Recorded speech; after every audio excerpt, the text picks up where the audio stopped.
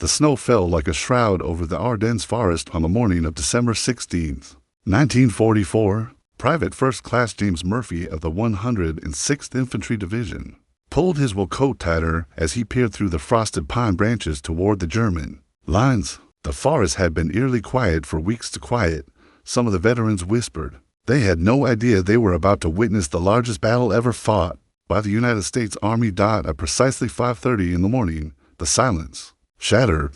A thunderous roar erupted from the German positions as over 1,600 artillery pieces opened fire simultaneously. The earth trembled beneath Murphy's feet as shells screamed overhead, their orange flashes illuminating the dark winter sky like deadly fireworks. Trees splintered and exploded around him as he dove for cover in his foxhole, his hands trembling not from cold, but from the sudden realization that hell had come to the Ardennes. Historical context referenced from Stephen Ambrose's Band of Brothers and official U.S. Army records across a front stretching 85 miles. From Monschau in the north to Echternach in the south, Adolf Hitler's last great gamble was unfolding. Operation Watch on the Rhine, later known to the Allies as the Battle of the Bulge, represented the Führer's desperate attempt to split the Allied forces and recapture the vital port of Antwerp. Hitler had assembled his best remaining units. The 6th Panzer Army under SS Obergruppenführer Joseph Sepp Dietrich, the 5th Panzer Army commanded by General Hasso von Manteuffel, and the 7th Army led by General Erich Brandenberger. The German assault caught the American forces completely off guard. Intelligence reports had suggested the Germans were incapable of mounting such a massive offensive. General Omar Bradley, commander of the 12th Army Group, had dispersed his forces then along the Ardennes, believing it an unlikely avenue for a major German attack. The dense forests and poor road network seemed to make it impassable for large mechanized forces. How wrong they were. As dawn broke through the gunpowder smoke, Murphy watched in horror as massive Tiger II tanks emerged from the tree line. Like prehistoric beasts, their long guns swiveling menacingly, behind them marched columns of German infantry in their distinctive winter camouflage, moving with the precision and determination of soldiers who knew this was their last chance for victory. The sound of tank tracks grinding through snow, that frozen earth mixed with the sharp crack of rifle fire as desperate American defenders tried to hold their positions. The green American troops of the 106th Infantry Division, many seeing combat for the first time, found themselves facing battle-hardened veterans of the Waffen-SS and Wehrmacht. These German soldiers had fought on the Eastern Front, in North Africa, and in Italy.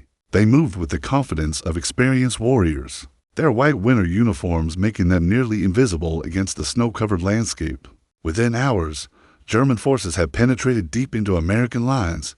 Communications broke down. As command posts were overrun or abandoned, units became isolated, cut off from supply lines and reinforcements.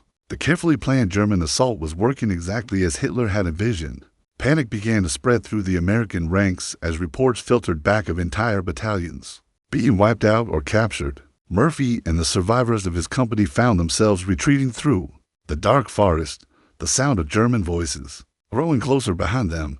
The young soldier from Ohio had enlisted just 8 months earlier, dreaming of adventure and glory. Now, stumbling through the snow with frozen feet and an empty stomach, he wondered if he would live to see Christmas. Little did he know that salvation would come from an unexpected source. A general known for his aggressive tactics and colorful personality, racing north through the winter night with his 3rd Army. The mahogany-paneled conference room at the Hotel Alpha in Verdun buzzed with tension on December 19, 1944. Supreme Allied Commander General Dwight David Eisenhower sat at the head of the polished table, his usually calm demeanor showing cracks of strain. The German offensive had torn a massive bulge in the Allied lines, and the situation was deteriorating by the hour. Maps covered in red arrows and colored pins told the story of American units surrounded, destroyed, or in full retreat. Field Marshal Bernard Law Montgomery sat stiffly in his chair, his thin mustache twitching with barely concealed irritation. The British commander had been advocating for a defensive strategy, proposing to give ground and establish a stable line behind the Meuse River. "We must consolidate our forces and avoid unnecessary risks," Montgomery insisted, his clipped accent cutting through the room's heavy atmosphere. General Omar Bradley, his face drawn with exhaustion, studied the intelligence reports spread before him. His 12th Army Group had borne the brunt of the German assault. and the weight of responsibility pressed heavily on his shoulders. American casualties were mounting by the hour. Entire regiments had simply vanished from radio contact. The 106th Infantry Division had virtually ceased to exist as a fighting force, scattered to the winds in the opening hours of the attack. Then the conference room door burst open with characteristic force. General George Smith Patton Jr. strode in, his polished boots clicking against the hardwood floor, his ivory-handled pistols gleaming at his sides. Unlike the other commanders, who looked haggard and worried, Patton appeared energized, almost eager. His pale blue eyes swept the room with the intensity of a predator sensing opportunity. Documentation of this meeting comes from Omar Bradley's memoir A Soldier's Story and Eisenhower's wartime correspondence. "Gentlemen," Patton announced before taking his seat, "I've been watching this German offensive develop, and I can tell you one thing: they've made the biggest mistake of their war. They have stepped out of their defensive positions and exposed their flanks. This isn't a disaster. It's a golden opportunity." The room fell silent. Montgomery's eyebrow arched skeptically, while Bradley shifted uncomfortably in his chair. Eisenhower leaned forward, his expression unreadable. They all knew Patton's reputation for bold, sometimes reckless, strategies, but they also knew his track record of success in Sicily, France, and his lightning advance across Europe. Patton spread his own map on the table, pointing to the bulge with his riding crop. "Look here," he said, his voice rising with enthusiasm. "The Germans have created a salient 60 miles deep and 40 miles wide. They're stretched thin, their supply lines are exposed, and winter weather is grounding their air support. If we can relieve Bastogne and attack their southern flank, we can cut off their spearhead and destroy Army Group B entirely." Eisenhower studied the map carefully. The strategic situation was indeed precarious, but Patton's assessment had merit. The German offensive had created vulnerabilities that an aggressive commander could exploit. However, the logistics seemed impossible. Patton's Third Army was currently engaged in operations around Metz, over 100 miles south of the Bulge. To redeploy such a massive force in winter conditions, through narrow roads clogged with retreating American units, seemed like military madness. "George," Eisenhower said slowly, "how quickly could you disengage from your current operations and move north to attack the German flank?" Patton's response would become legendary in military history. Without hesitation, his lips curved into a confident smile that his staff knew all too well.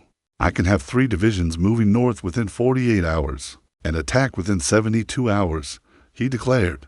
The room erupted in skeptical murmurs. Even Bradley, who had worked closely with Patton for years, looked stunned at the audacity of the proposal. Montgomery scoffed openly. "Impossible. You can't possibly redeploy an entire army in 3 days, especially in these weather conditions. It takes weeks of planning to move such forces safely and effectively." But Patton had already been thinking, unknown to the others. He had quietly instructed his staff to prepare contingency plans for exactly this scenario. His Third Army was not just a fighting force. It was a finely tuned machine capable of rapid movement and flexible operations. While other commanders focused on defensive preparations, Patton had been planning offensive action. The headquarters of the Third Army at Nancy, France, transformed into a beehive of frantic activity on the night of December 19th, 1944. General Patton's Chief of Staff, Brigadier General Hobart Hap Gay, worked alongside Operations Officer Colonel Paul Harkins, orchestrating what would become one of the most remarkable military movements in modern warfare. Under the pale yellow glow of kerosene lamps, staff officers bent over maps and field telephones, their breath visible in the cold air as they coordinated the massive redeployment. The challenge was staggering. Patton needed to disengage the 4th Armored Division, the 26th Infantry Division, and the 80th Infantry Division from their current positions around Metz and Saar, then move them over 100 miles north through winter weather, on roads clogged with retreating American forces and fleeing Belgian civilians. The logistics alone would have daunted most commanders, but Patton thrived on the impossible. Colonel Harkins spread the movement tables across the command table, his pencil racing across the pages as he calculated fuel requirements, ammunition supplies, and road capacities. "Sir," he reported to Patton, "we'll need to move approximately 133,000 men, 16,000 vehicles, and dozens of artillery batteries. The road network can barely handle normal traffic in these conditions." Patton studied the plans with the intensity of a chess master contemplating a crucial move. His pale eyes traced the route north through Luxembourg City, then toward Bastogne. The weather forecast called for continued snow and freezing temperatures, conditions that would turn the narrow European roads into treacherous ice tracks. But weather that hindered movement also grounded German aircraft, and Patton had learned to find advantages in every situation. Military movement details reference from Charles MacDonald's time for trumpets and Third Army operational records. At exactly 0200 hours on December 20th, the first elements of the 4th Armored Division began their northern journey. Lieutenant Colonel Creighton Abrams, commanding the 37th Tank Battalion, led his Sherman tanks through the darkened French countryside, their steel tracks clanking against frozen cobblestones in the small villages they passed. Behind him stretched a convoy that seemed endless tank destroyers, half-tracks full of infantry, supply trucks loaded with ammunition and fuel, and artillery pieces being towed by powerful tractors. The movement required split-second timing and absolute coordination. Traffic control points had been established at every major intersection, manned by military police who directed the flow of vehicles. With the precision of orchestra conductors, radio operators maintained constant communication between columns, ensuring that units didn't bunch up or fall behind schedule. Mechanics and recovery vehicles followed close behind, ready to clear any breakdowns that might block the narrow roads. As dawn broke on December 20th, the full scope of Patton's gamble became visible. A river of American armor and infantry flowed northward through the Luxembourg countryside, stretching for miles in both directions.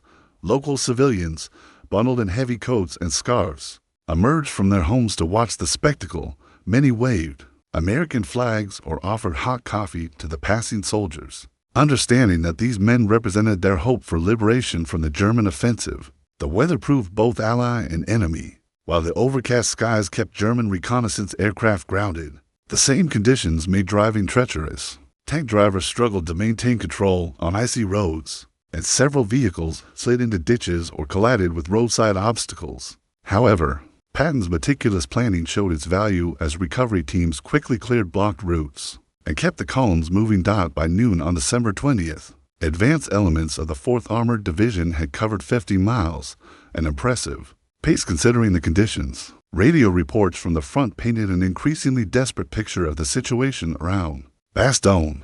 The 101st Airborne Division, rushed to defend the crucial crossroads town, was completely surrounded by German forces.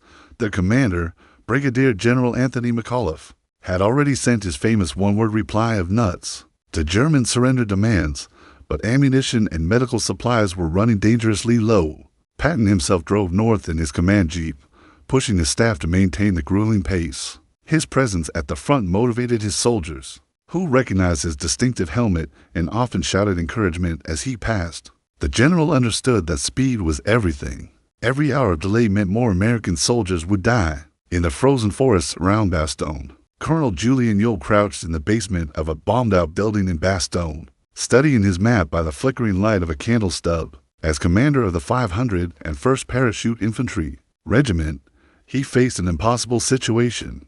The 101st Airborne Division, hastily deployed to defend this crucial crossroads town, had been completely encircled by German forces since December 20th, 1944. Outside, the sound of German artillery echoed through the narrow streets as enemy shells systematically destroyed what remained of the medieval town. Bastogne's strategic importance couldn't be overstated. 7 major roads converged on the small Belgian town, making it the key to controlling movement throughout the Ardennes region.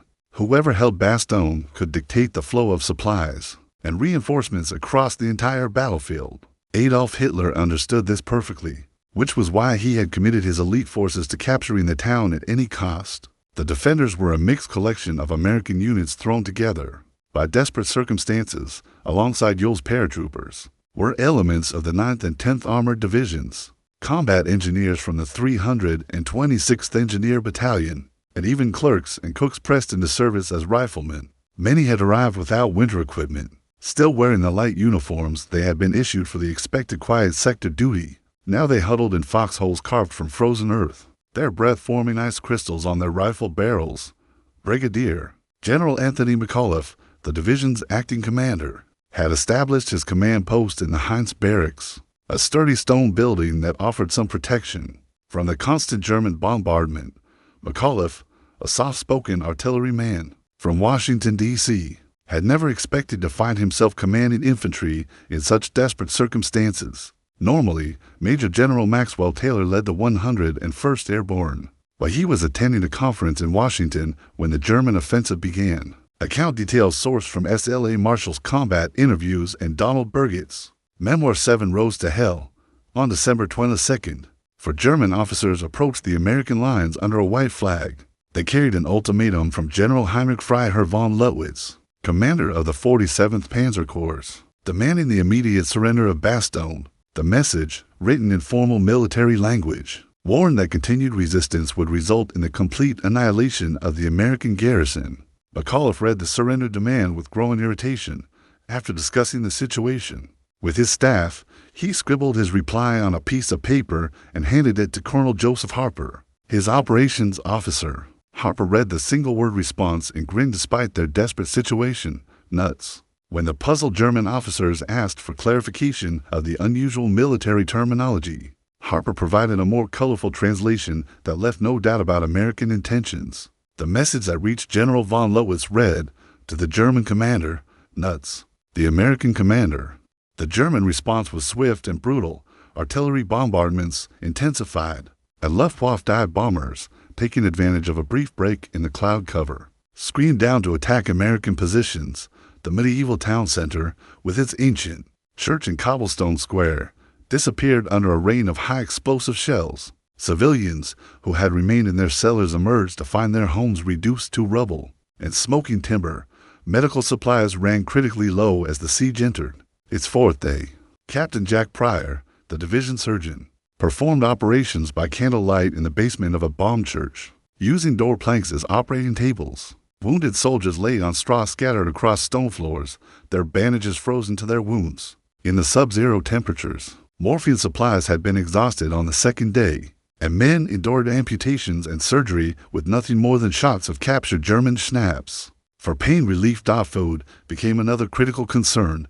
The besieged garrison had been cut off from supply lines, and soldiers subsisted on K-rations and whatever they could scavenge from abandoned buildings. Some units melted snow for drinking water, while others broke through ice on farm ponds. The constant stress of combat, combined with inadequate nutrition and exposure to harsh weather, began taking its toll on the defenders' physical and mental condition. Despite the hardships, American morale remained surprisingly high. The paratroopers of the 101st Airborne had earned their reputation as elite soldiers, and they refused to consider surrender despite being outnumbered 3-1. General George Patton stood on a hill overlooking the Luxembourg countryside on December 22, 1944. His binoculars trained on the road networks leading toward Bastogne. Behind him, the advanced elements of his Third Army's relief force were forming up for what would become one of the most audacious military maneuvers of the Second World War. The temperature had dropped to 15 degrees below 0 Fahrenheit, and ice crystals formed on his mustache as he breathed the frigid air. The 4th Armored Division, under the command of Major General Hugh Gaffey, spearheaded Patton's relief effort. This was no ordinary tank division. It was Patton's favorite armored unit.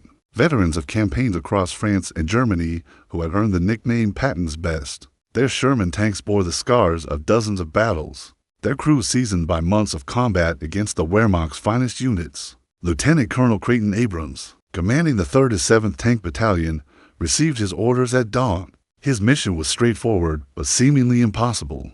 Punch through German lines south of Bastogne and establish contact with the besieged garrison. The German defenders included elements of the elite 5th Parachute Division and the 9th Panzer Division, entrenched in positions they had been fortifying for 3 days. Operational details referenced from Hugh Cole's official U.S. Army history. The Ardennes, Battle of the Bulge. Abrams studied his maps in the command tank, plotting the most direct route to Bastogne. The terrain favored the defenders' rolling hills covered with dense forests, perfect for concealing anti-tank guns and infantry positions. German engineers had blocked roads with felled trees and planted extensive minefields. Intelligence reports suggested that SS Oberfuhrer Meinrad von Laukert's 2nd Panzer Division was positioned directly across their path, dug in with their powerful anti-tank guns covering every approach route. At exactly 1400 hours, Patton's artillery opened the attack. Hundreds of guns from the Third Army's artillery battalions fired simultaneously. their shells screaming overhead toward German positions around the village of Martlinge. The barrage lasted 30 minutes, designed to suppress German anti-tank positions and create gaps in their defensive lines.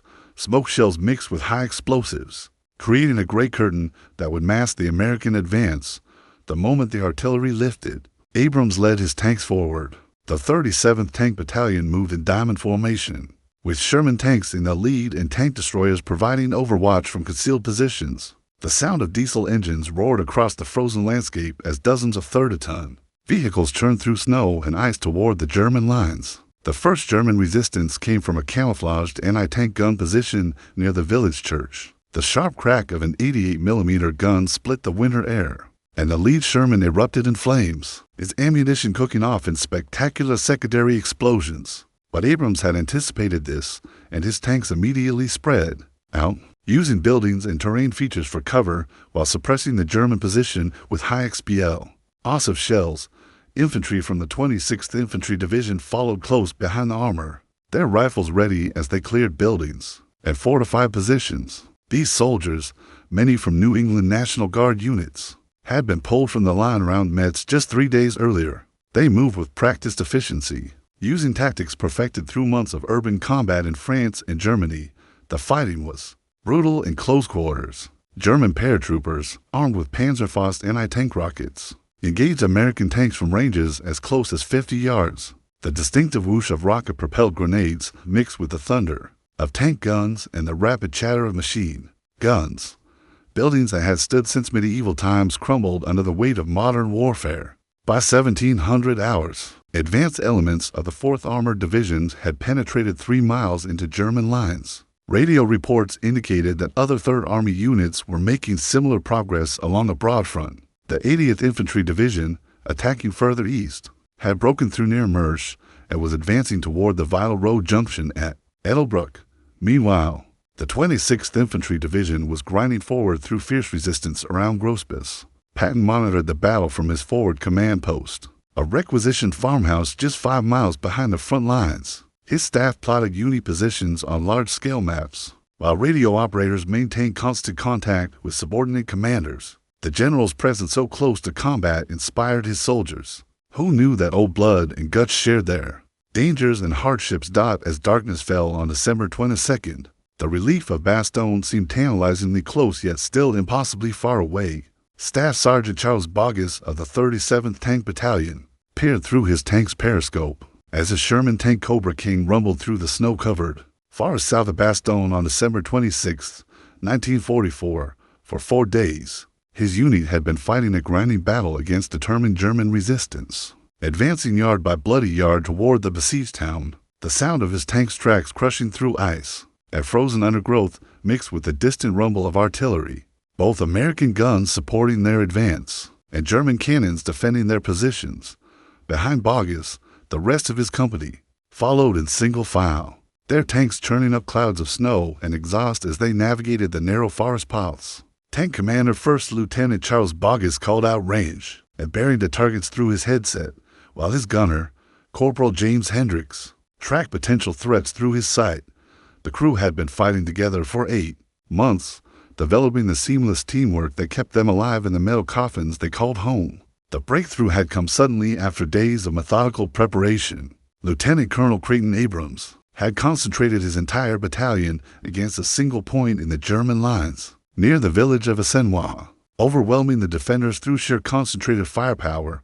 German resistance had crumbled under the weight of coordinated tank and infantry attacks, supported by massive artillery preparations that had turned defensive positions into smoking craters. Combat accounts sourced from Charles MacDonald's company commander and official 4th Armored Division records.